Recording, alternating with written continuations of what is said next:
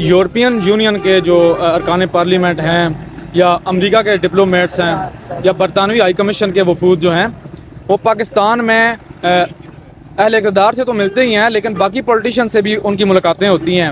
کیا آپ سے کبھی انہوں نے ملاقات کی ہے یا بیک ڈور کوئی رابطہ، کوئی پیغام رسانی کا ذریعہ، ڈائریکٹ انڈائریکٹ؟ میرے ساتھ تو آج تک کوئی نہیں ملا. بابا جی جب حیات تھے تب رشینز آئے تھے رات کے اندھیرے میں، شاید اور بھی کوئی آئے تھے، آسٹریلین کمیشن کے تھے یا کوئی اور تھے لوگ. ہم نے بابا سے ملنا ہے، انہوں نے آئے بیٹھے. دنیا کے وفود آج جرمن بھی آئے تھے، انہوں نے ذکر بھی کیا اپنی تقریر میں ایک میں جرمنس کا.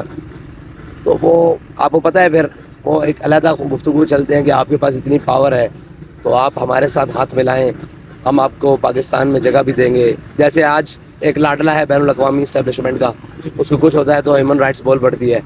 اور جناب ہمارے شہداء ہوئے آج تک ہیومن رائٹس سے ایک ٹویٹ نہیں کی. آپ نے دیکھا ہے آج یہاں پر ایک لاٹھی لگ جائے عورت کو یا کچھ ہو جائے، غلط ہے سارا کچھ، لیکن میں بات کر رہا ہوں، اس کی حوصلہ افزائی نہیں کر رہا جو کچھ آج ہو رہا ہے، اور اس کی حوصلہ شک نہیں کرتا ہوں، لیکن بات کر رہا ہوں ان کی ہمدردیوں کی. تب بھی آئے تھے، انہوں نے بات کی کہ آپ ہمارے ساتھ ملیں، تو بابا جی نے کہا نہیں، ہم پاکستان کے وفادار ہیں. ہاں جب ہم حکومت میں آئیں گے پھر آپ سے معاملات طے کریں گے، سفارتی بھی اور خارجی بھی. لیکن یہ اگر آپ نے باتیں کرنی ہے ہماری حکومت سے جا کر کریں، ہم اپنے پاکستان کے ساتھ کھڑے ہیں، جیتے بھی اور مرتے. امریکی CIA نے ایک بیان دیا تھا کہ ہم نے ایران کے اندر $10,000 کے عوض انقلاب لایا ہے.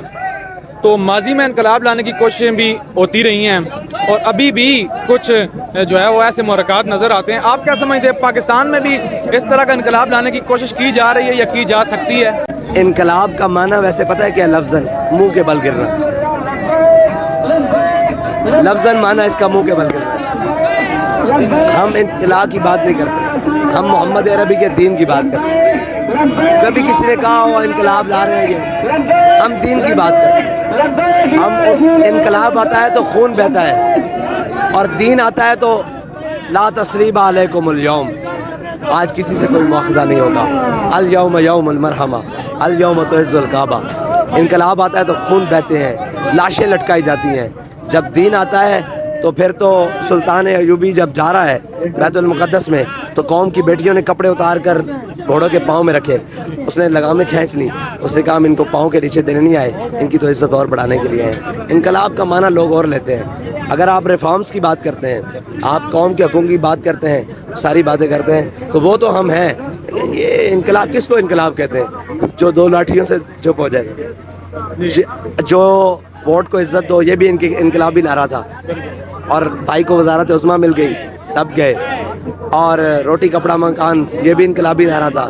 جب حکومتیں مل گئیں 88 میں ملی، پھر بعد میں جو بھی ہوا تو خاموشی ہو گئی. یہاں لو اور دو کی سیاست ہے بھائی، بڑی کھلی باتیں ہیں. یہ ملک ہم نے تقسیم کر دیا ہے، کسی نے بلاول ہاؤس کے نام پر، کسی نے زرداری ہاؤس کے نام پر، کسی نے جاتی عمرہ کے نام پر، کسی نے بنی گالا کے نام پر، اور کسی نے DHA کے نام پر. سندھ کے اندر یوم بیریا ٹاؤن بھی، سندھ کے اندر یوم تکبیر کے دن، جس دن پاکستان ایٹمی پاور بنا، اس کی سالگرہ کے دن ہی سندھ کی علیحدگی پسند تنظیموں نے یہاں پر ایک متشدد پسندانہ ہڑتال کی کوشش بھی کی ہے. اس کے علاوہ یہاں پہ مختلف مظاہرے کیے گئے ہیں جو کہ ناکام رہے ہیں. لیکن آپ کیا سمجھتے ہیں یہ اس کے پیچھے کون سی طاقت کار فرما ہے کہ جس دن پاکستان ایٹمی پاور بنا ہے اس دن ہی پاکستان کے خلاف اور اس طرح کی حرکتیں کرنا؟ دیکھیں پاکستان کے جتنے بھی علیحدگی پسند لوگ ہیں نا، ان کو ایک بات اکٹھا رکھ سکتی ہے، وہ اسلام ہے.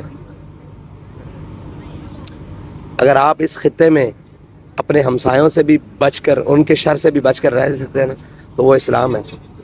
ان کے محبت یا ان کے شر دونوں سے بچ کر رہ سکتے ہیں تو وہ اسلام ہے. ہاں اگر آپ پاکستان کی بات کریں گے تو دیکھیں پھر پاکستان کے اندر سندھی سندھ کی بات کرے گا، بلوچ بلوچستان کی بات کرے گا، پنجاب پنجابی کی بات کرے گا، پختونخوا خیبر پختونخوا کی بات کرے گا، کشمیر کشمیری کی بات کرے گا. جب آپ ان کو اسلام کے جھنڈے کے نیچے لائیں گے تو پھر بلال از حبش، صہیب از روم، سلمان از فارس، ابو لہب از مکہ اینچ بولا جبی. یہ پاکستانیت کا نعرہ پاکستان کی جڑ کو کھوکھلا کر رہا ہے. ہاں پاکستان کو اسلام کے تابع کریں. ہم پاکستانی ہیں. اگر کوئی افغانستان کی بات کرے گا ہم پہلے پاکستانی ہیں. اگر ایران کی بات کرے گا ہم پہلے پاکستانی ہیں. اگر کوئی اسلام کی بات کرے گا تو پھر ہم سب مسلمان ہیں. پھر امت ایک ہوں مسلم حرم کی پاسبانی کے لیے نیل کے ساحل سے تابخا کے کاشگر. اور اگر آپ اس کو دیکھیں نا, سب سے پہلے پاکستان, یہ نعرہ غلط لگایا گیا. میرے بابا نے اس وقت بھی کہا تھا کہ یہ نعرہ غلط ہے. سب سے پہلے اسلام. آپ کا منشور بھی اسلام اسلام پاکستان ہے. جب تک اسلام رہے گا تو میں بلوچ کو بھی جا کر منا سکتا ہوں, قرآن اٹھا کر منا سکتا ہوں. میں سندھی کو یاسین اٹھا کر منوا سکتا ہوں. مطلب یہ تو پھر ایک عجیب بات ہے. بلوچ اسلام کے نام پر تو جان دے دے گا. جب آپ اس کو اس کی قومیت پر لائیں گے تو وہ پھر پہلے بلوچ ہے بعد میں پاکستانی ہے. ہاں, اور کسی حضرت سلمان فارسی سے پوچھا تھا, وہ تو ان کی عمر بھی بہت زیادہ تھی, کہ آپ بتائیں آپ کے والد کا کیا نام ہے. تو انہوں نے کہا کلمہ پڑھنے کے بعد سلمان بن اسلام بن اسلام بن اسلام بن اسلام. اور گفتار سیاست میں وطن اور ہی کچھ ہے. جس وطن کا معنی یہ لیتے ہیں نا سارے اس میں بسنے والے, پاکستان کی, بنگلہ دیش کو بھی پاکستان سے ملایا جا سکتا ہے اسلام کے نام پر. واپس لا سکتا ہوں بنگالیوں کو معافی مانگ کر, ان سے جو ظلم ہوا یا زیادتی ہوئی یا جو وہ ناراض ہیں. میں بلوچ ناراض کو منا سکتا ہوں اسلام کے نام پر. اسلام کے نام پر نہیں بنا سکتا. ہاں, جب اسلام کے نام پر بنا لوں گا پھر وہ پکے پاکستانی بن جائیں گے. اور اگر اسلام نکال کر منانے جاؤں گا تو وہ پھر بلوچ رہیں گے. ان کو پاکستانی بنانے کے لیے قوم کیوں نہیں بن رہی؟ کیونکہ آپ نے جس مقصد کے لیے پاکستان لیا تھا وہ مقصد کے لیے تو سارے ہجرت کر کے آئے تھے. پھر ہجرت کر کے آئے تھے, قوم کیوں نہیں بن رہے؟ اس لیے کہ آپ نے وہ مقصد نکال کر پاکستان کی بات شروع کر دیا. ہاں پاکستان کی بات کرو, ہم نے کہا نہیں, ابھی پورے انٹرویو میں کہا ہے کہ پہلے پاکستان کی بات کرو, لیکن اسلام کے ساتھ بات کرو, اسلام کے پرچم کے نیچے بات کرو. اسلام کو نکال لو, پھر تو ہر کوئی اپنا ہے.